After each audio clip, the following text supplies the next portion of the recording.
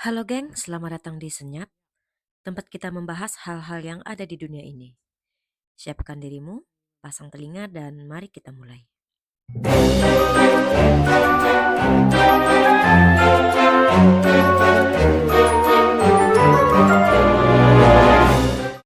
Percaya atau tidak, ada sebuah desas-desus yang mengatakan bahwa kisah Hansel dan Gretel bukan hanya sekedar dongeng dalam buku cerita anak yang berasal dari Eropa. Ternyata di balik itu semua tersembunyi sebuah tragedi nyata pembunuhan yang kemudian melatar belakangi terciptanya dongeng Hansel dan Gretel.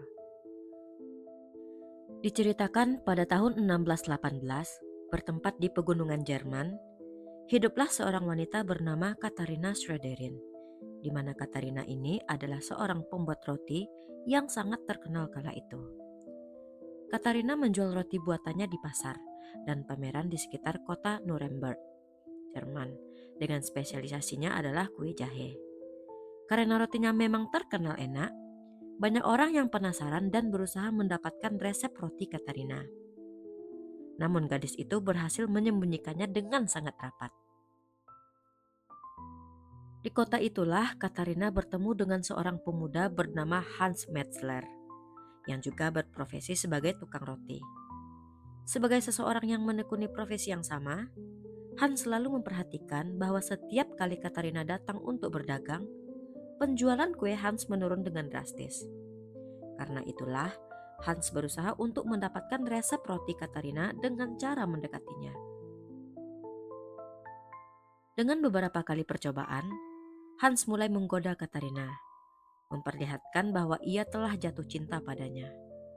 Pemuda itu tak jarang memberikan Katharina pujian dan menunjukkan rasa cintanya, hingga kemudian ia melamar Katharina. Dalam pikiran Hans, jika mereka adalah suami istri, mau tidak mau Katharina akan membagikan resep roti dengannya. Hanya saja, Katharina yang menyadari niat Hans kemudian membatalkan pertunangan mereka lalu meninggalkan Hans. Hans marah dan merasa dipermalukan. Ia mulai menyebarkan desas-desus tentang Katharina. Katharina adalah seorang penyihir. Roti buatan Katharina selalu menggunakan ramuan sihir, karena itulah rasanya menjadi nikmat.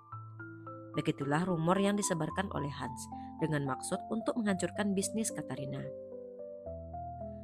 Merasa terdesak, Katharina melarikan diri dari Nuremberg dan meninggalkan semuanya, kecuali resep rahasia roti miliknya. Ia pindah ke sebuah gubuk di dalam hutan Spessart di dekat Frankfurt.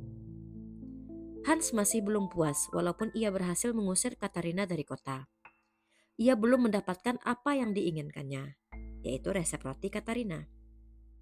Ia kemudian mengajukan tuntutan terhadap Katharina yang menggunakan sihir. Hanya saja di persidangan, Katharina terbukti tidak bersalah dan kemudian dibebaskan. Sekali lagi, Katharina pergi meninggalkan Nuremberg karena sudah muak dengan segala omong kosong ini. Hanya saja ternyata Hans masih belum selesai. Jadi dia dan saudara perempuannya, Grete, mengikuti Katharina ke dalam hutan di mana Katharina tinggal, masuk ke rumahnya dan kemudian membunuh Katharina.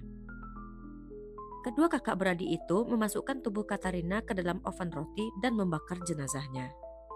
Mereka mulai menggeledah rumah Katharina untuk mencari resep roti miliknya.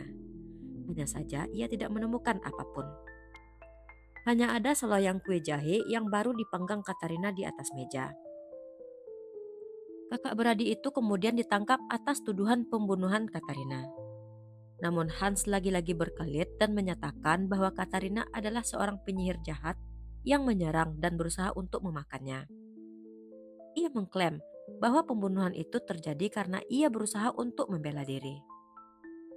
Grete juga ikut mendukung pernyataan Hans. Karena dianggap ada saksi, Hans kemudian dinyatakan tidak bersalah. Hans kemudian melanjutkan hidupnya kembali sebagai tukang roti, meski tanpa resep roti milik Katharina. Selama beberapa generasi, penduduk Nuremberg bercerita tentang kisah Hans. Hingga pada suatu waktu, The Brother Grimm mendengar kisah ini dan kemudian mulai menyusun buku cerita rakyat pertama mereka, serta menyertakan versi cerita tersebut.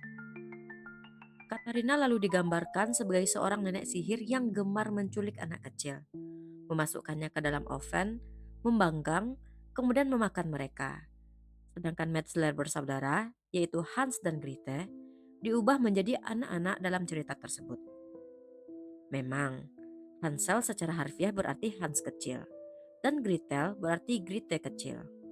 Penjahat dalam cerita ini bergeser dari kisah nyata sebenarnya. Hans yang tamak menjadi Katarina yang bersalah. Entah benar atau tidak, hanya saja di beberapa sumber mengatakan bahwa yang melatar belakangi cerita Hansel dan Gretel adalah karena wabah kelaparan yang terjadi di Eropa sekitar tahun 1300-an. Eropa yang dilanda kelaparan serta wabah pes atau The Black Death yang melanda memakan banyak korban jiwa. Akibat kelaparan ini, banyak terjadi perampokan di mana-mana karena orang-orang harus memenuhi kebutuhan hidup keluarganya. Bagi kaum jelata, wabah ini menjadi seperti neraka. Semakin lama semakin tak terbayangkan, sehingga mereka mulai menggali kuburan untuk memakan mayat-mayat yang masih berdaging. Para orang tua mulai menelantarkan anak mereka di dalam hutan, membiarkannya mati kelaparan, lalu memakan mereka. Bahkan sebaliknya. Seketika wabah penyakit menjelma menjadi wabah yang lebih mengerikan, yakni kanibalisme. Dalam kondisi mengerikan inilah muncul dongeng Hansel dan Gretel yang dikemas dengan tokoh penyihir kanibal pemakan anak-anak. Dongeng Hansel dan Gretel seakan menjadi pelipur lara dengan kisah imajinasi manis dari kelamnya kisah nyata yang terjadi. Bagaimana menurut kalian?